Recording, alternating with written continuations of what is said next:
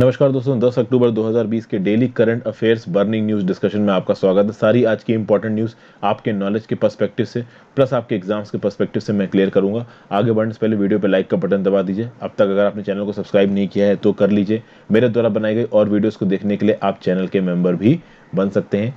Instagram पे follow कर लीजिए, वहाँ पे रेगुलरली आपकी चुनिंदा क्वेरीज के जवाब देता हूँ। साथ साथ टेलीग्राम चैनल को ज्वाइन कर लीजिए, वहाँ पे लेक्चर्स की PDF मैं आपको अवेलेबल कराता रहता हूँ। पहला जो न्यूज़ है वो है आरबीआई फोरकास्ट से रिलेटेड। आरबीआई का फोरकास्ट ये बोलता है कि जो इकोनॉमी का कंट्रैक्शन है, जो इकोनॉमी कम हो रही है, वो Q4 तक खत्म हो जाएगा। साथ साथ जो इन्फ्लेशन है वो Q3 और Q4 तक स्टेबलाइज हो जाएगा। तो देखिए क्या लिखा हुआ है। The Indian central bank on Friday reiterated its resolve to revive growth impulses in the economy and mitigate the COVID-19 pandemic worst impacts by extending its accommodative policy stance। यानी कि 2021-22 तक ये accommodative policy stance होगा। accommodative policy stance क्या होता है कि देखिए, हम अपनी जो मॉनेटरी पॉलिसी उसको रिलैक्स रखेंगे, तो रेपो रेट को कम रखेंगे, ज्यादा लिक्विडिटी मार्केट में इन्फ्यूज करेंगे। इसको बोला जाता है एकोमोडेटिव पॉलिसी स्टैंस। यहाँ पे जो मॉनेटरी पॉलिसी कमेटी की मीटिंग हुई थी, वहां पे रिजर्व बैंक ऑफ इंडिया के जो गवर्नर शक्तिकांत दास जी, इन्होंने क्या बोला कि ग्रोथ में break out of contraction mode by January March 2021 quarter. तो जनवरी मार्च 2021 क्वार्टर तक जो हमारा कॉन्ट्रैक्शन हो रहा है इकोनॉमी का, वो कम होने लगेगा और हम ग्रो होने लगेंगे। उसके दो तीन वजह बताएं।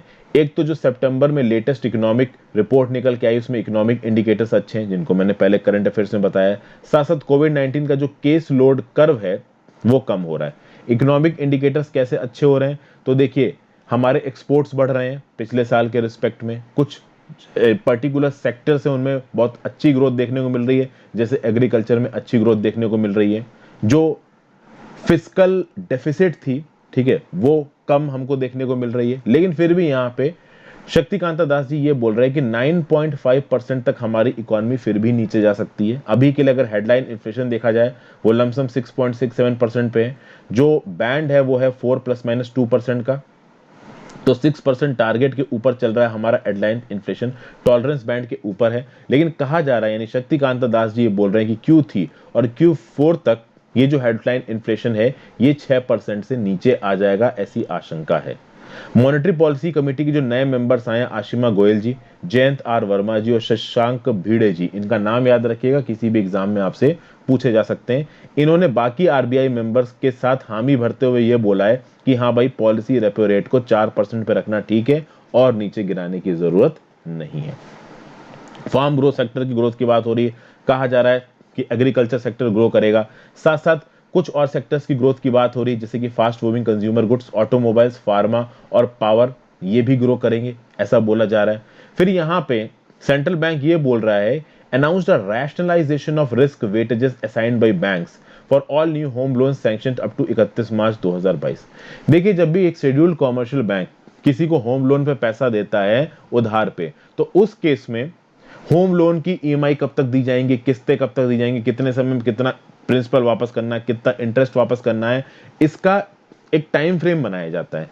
तो ओवरऑल जो होम लोन पे पैसा घुमाया है बैंक ने, वो कब एनपीए बना, कब तक वो एसेट है, उसका एक प्रॉपर बेंचमार्क है। उसमें कुछ रिस्क को असाइन किया जाता है, कुछ रिस्क वेटेजेस रखे जाते हैं। इन रिस्क वेटेजेस को रैशनलाइज करने की बात कर रहा है आरबीआई। आरबीआई का ये बोलना है कि भैया देखिए, जो होम लोन्स हैं, उन होम लोन्स को थोड़ा आप और रिलैक्स तरीके से बांटो। क्योंकि ज्यादा होम लोन्स दोगे तो लोग घर ज्यादा खरीदेंगे, लोग घर ज्यादा खरीदेंगे तो जो रियल एस्टेट सेक्टर है इसको बूस्ट मिलेगा। और इसको बूस्ट देना क्यों जरूरी है, क्योंकि जॉब इंटेंसिव है। रियल एस्टेट सेक्टर में जब बिल्डिंग्स का कंस्ट्रक्शन होता है एक मेजर स्केल पे, तो बहुत सारे लोगों को नौकरियां मिलती हैं और ये बहुत जरूरी है। इसलिए होम लोन के मार्केट को थोड़ा और सिंप्लीफाई करने की कोशिश कर रही है यहाँ पे रिजर्व बैंक ऑफ इंडिया।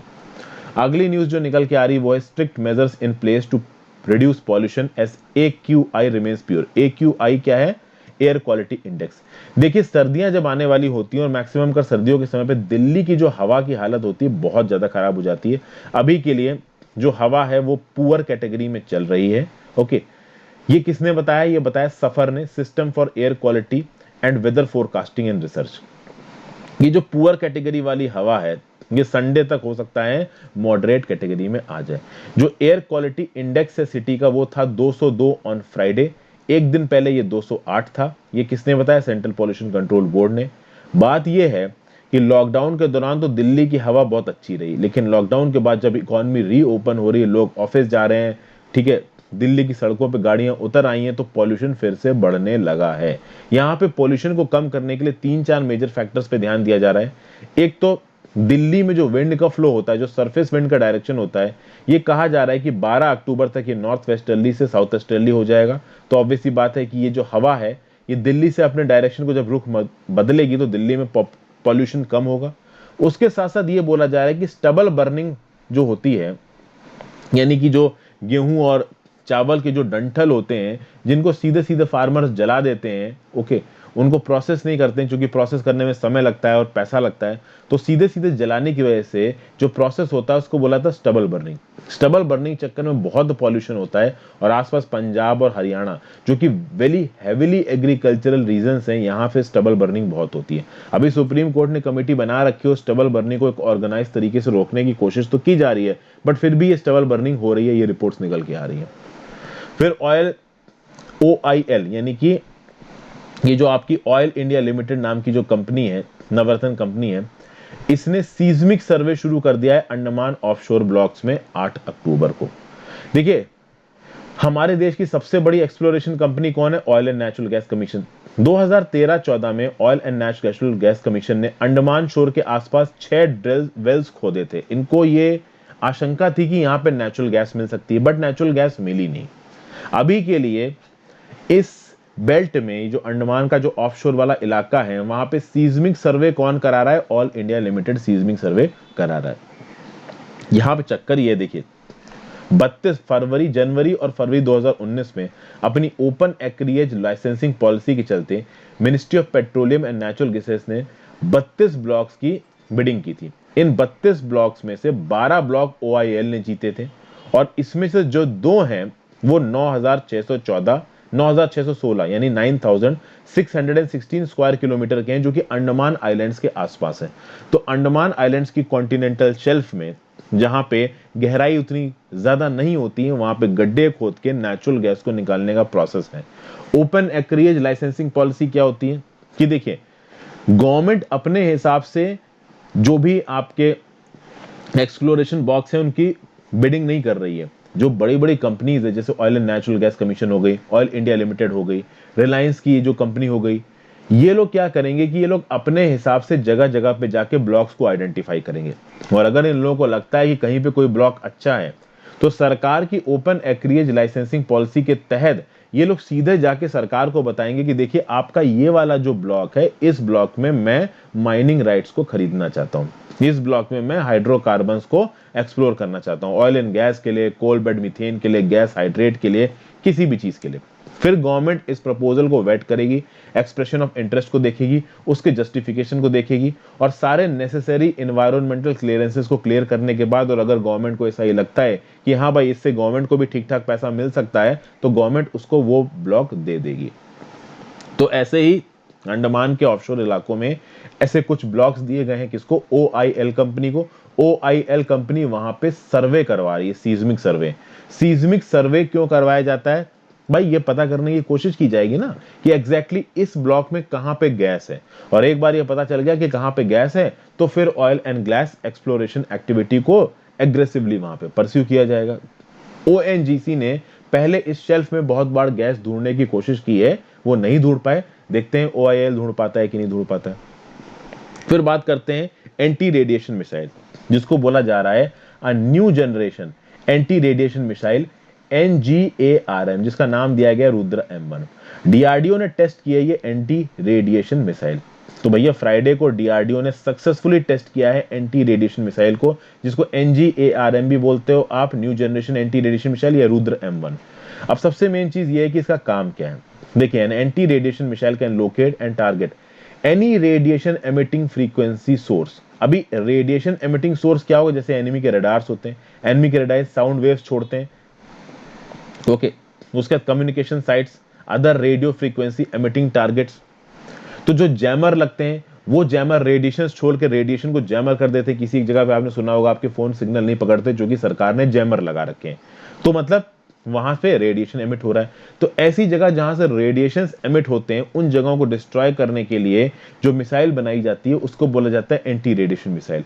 और ऐसी एक मिसाइल रुद्रा M1 को डीआरडीओ ने टेस्ट किया है। इसका फायदा क्या है कि भैया लड़ाई के समय पे हम एनिमी के रडार स्टेशन को न्यूट्रलाइज कर सकते हैं, हम एनिमी के जैमिंग प्लेटफॉर्म्स को न्यूट्रलाइज कर सकते हैं, क्योंकि अगर हम उनके जैमिंग प्लेटफॉर्म को न्यूट्रलाइज नहीं करेंगे तो हो सकता है वो हमारे नेटवर्क्स को हैक कर लें, हमारे जो रेडियो फ्रीक्वेंसी के डिवाइसेज हैं वो इनके इलाके में काम ना करें। फिर अगर हम उनके रडार स्टेशंस को डिस्ट्रॉय कर देते हैं तो हमारे फाइटर्स बिना उनके रडार में पकड़ में आए हुए उनके देश में घुस के तबाही मचा सकते हैं, अटैक कर सकते हैं। इसीलिए ये जो new generation anti radiation missile है ये बहुत ज्यादा इंपॉर्टेंट है। ये जो रुद्रा M1 की जो टेस्टिंग हुई है ये it was flight tested on to a radiation target located on Wheeler Island off the coast of Odisha. इसको लॉन्च किया गया सुको 30 MKI फाइटर एयरक्राफ्ट से। पिन पॉइंट एक्यूरेसी से इसने रेडिएशन टारगेट को हिट किया है। 200 किलोमीटर तक की इसकी रेंज है। इसको 500 मीटर से लेकर 15 किलोमीटर के एल्टीट्यूड से लॉन्च किया जा सकता है। इसकी स्पीड है 0.6 से 2 मैक। 1 मैक मतलब स्पीड ऑफ साउंड, 2 मैक मतलब साउंड की दुगनी स्पीड। अगला देखते हैं, नोबेल प्राइज का सीजन चल रहा है। नेक्स्ट नोबेल प्राइज जो मिला है आपको वो मिला है यूएन वर्ल्ड फूड प्रोग्राम को। तो 2020 नोबेल पीस प्राइज किसको मिला है? यूएन वर्ल्ड फूड प्रोग्राम को। क्या किया है इन्होंने? Feeding millions of people from Yemen to North Korea with the corona virus pandemic seeing pushing millions more into hunger. आपको पता है कोरोना वायरस के पैंडेमिक के दौरान इकॉनमी बंद हो गई, बहुत सारे लोगों को खाना नहीं मिल रहा है। तो यहाँ पे वर्ल्ड फूड प्रोग्राम ने जो भी किया है बहुत इंपॉर्टेंट है और इसके लिए नोबेल कमिटी ने इसको ऑनर किया है for its efforts to combat hunger, for its contribution to bettering conditions for peace in conflict affected areas and for acting as a driving force in efforts to prevent the use of hunger as a weapon of war and conflict।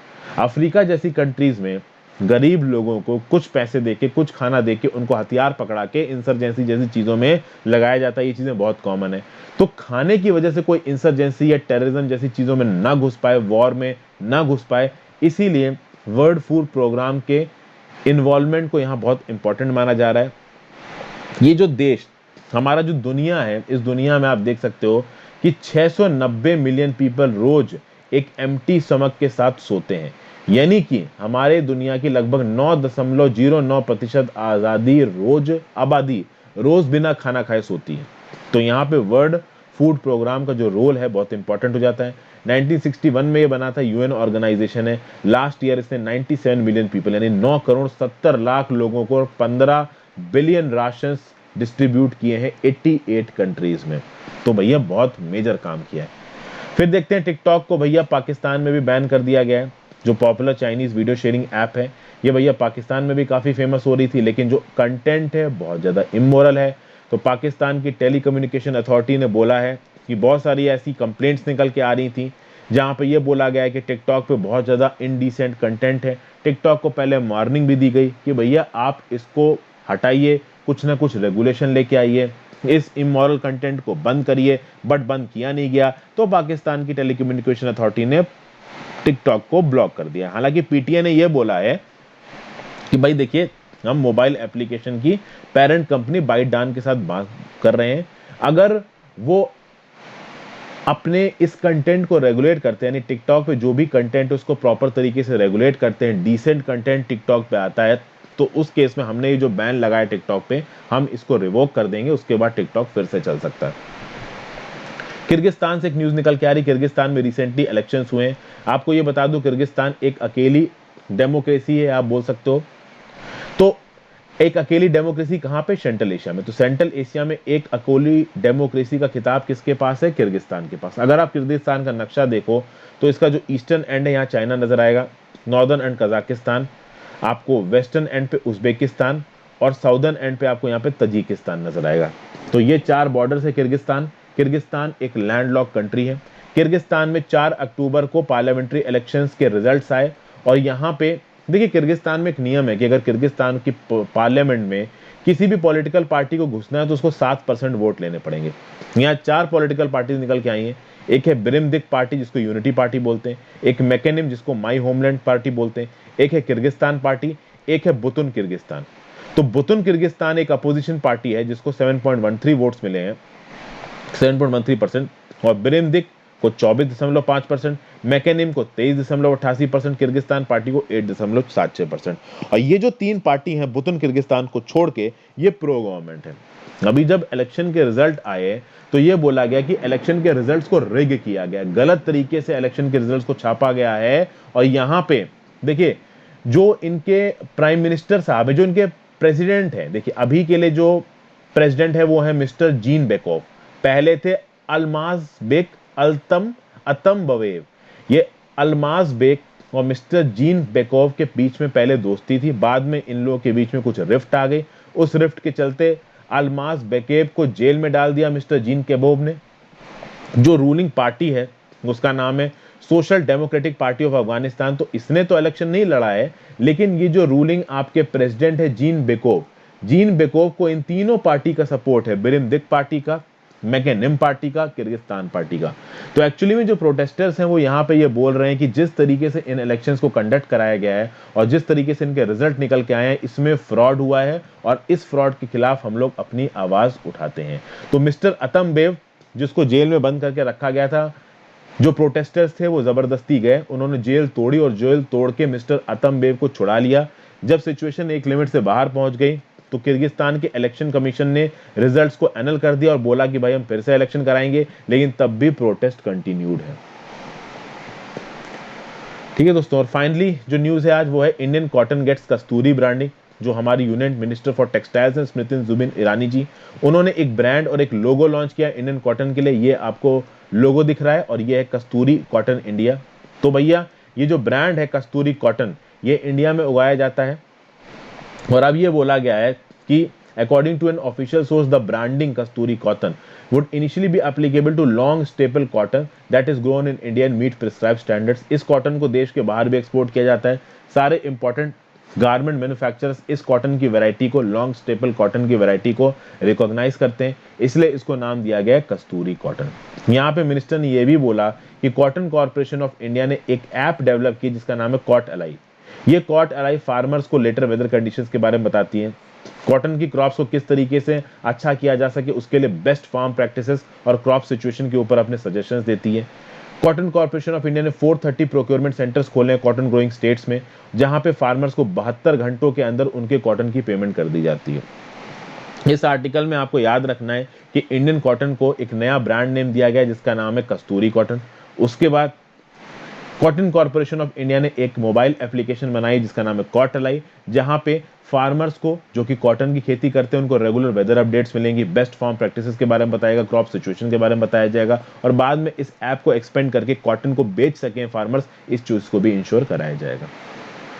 तो ये थी आज की important news दोस्तों। I hope आपको कुछ सीखने को मिला होगा। Thank you for watching, have a great day.